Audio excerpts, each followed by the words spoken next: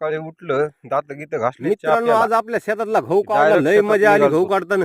गहू काढायला गहू काढणं झाली छोट्या मिशननं. लय आता भारी आलो मजा गाडी आली घेऊन. हो. ही थोडा लास्ट पर्यंत सूर्यदेव बघा ना, मावळायला आला. आता कसा नंबर 1 गहू त्या निघाला ते. शेतामध्ये गहू होता बघा, 20 किलो पेरला होता दांडा. ते सकाळीच हो. काढलाय. सकाळी काढलं, लय बोर झालं. पुन्हा आंघोळ केली घरी गेल्यावर.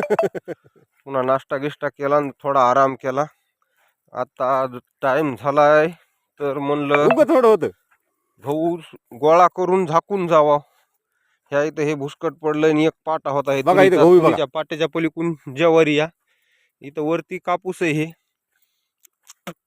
हे असे गहू निघाले बघा. ह्या गव्हाला बघा खात टाकला नव्हता, तणनाशक हे ते काही फवारलं नव्हतं. हे घरी खाण्यासाठी केलेला गहू हे असा निघालाय बघा. 9-10 थैल्या झाला 20 किलोला.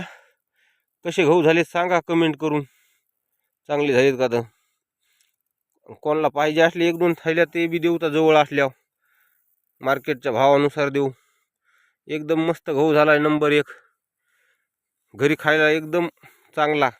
कोणी म्हणाले तणनाशक फवारलं की काय होतंय, हे असं होतंय तसं होतंय, त्याच्यामुळं आपलं म्हणलं तणनाशक फवारायचं नाही, काय नाही. आणि पुन्हा खात हे बिल हे टाकलंच नाही लय काय. घरी खाण्यामुळं केलेला गहू मस्त उतार बी आलाय आणि छान झालीत बघा गहू. पण काडी नाही, कचरा नाही, काय नाही. कुठं बुटं थोडीफार माती आली, पण ते काय झालं कापताना बायानं बुडाला माती येऊ दिली, उपटून आला जरा. हे काय एवढाच होता, थोडाच होता. अर्ध्या एकराला पण कमी असन गहू.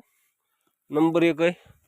आले काय आपले मित्र कुत्रे आले हिंडायला इकडे शेतामध्ये. त्या कुत्रे चालले, त्याच्या खालून मकाय थोडी केलेली बैलाला, आणि त्याच्या साईडला भुईमुग आहे आपल्याला घरी खायला केलेला. शेंगा लागतला खायला. ते आकडा आपला लिंब दिसायलेला हिरीचा. आणि हे इकडं आता हे गहू आलाय कापायला, पण ते कापणं होत नाही. कापायला पण लय माग पडायलंय. हे एवढाच गहू 2 दिवस लागले, 2-3 बायाला. तर बघा 500 का काहीतरी रोज आहे. तर मग गहू किती चाललेत त्याला. त्याच्यामुळं आता ते उभ्या मिशनीनं हार्वेस्टरनंच काढायचं आहे. 2500 रुपये एकर आहे. 2 एकर गहू आहे ते. तिथं पण भरपूर गहू होणार आहे. कोणाला पाहिजे असेल तर कमेंट करा.